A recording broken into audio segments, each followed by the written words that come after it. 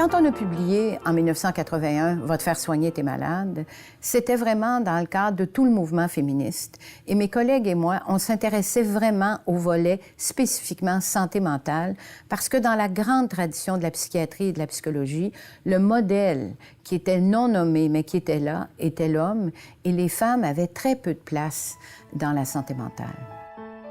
L'enjeu de ce siècle est la consommation modérée de l'alcool et de nos ressources.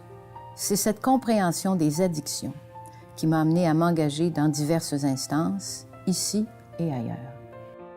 Je suis engagée à Éducalcool depuis 20 ans au conseil d'administration et je suis particulièrement fière du fait qu'on rejoint toute la population, que tout le monde reconnaît que la modération a bien meilleur goût dans un ensemble de secteurs de leur vie.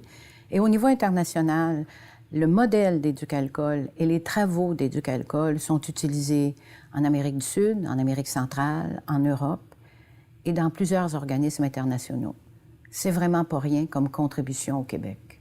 Une des choses les plus extraordinaires de faire le métier que je fais, c'est que je m'intéresse à la fois au passé et au futur.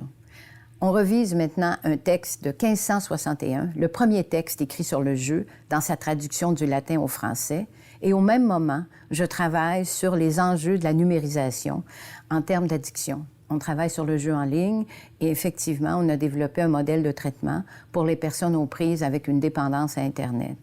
Et cette perspective sur la civilisation est extraordinaire.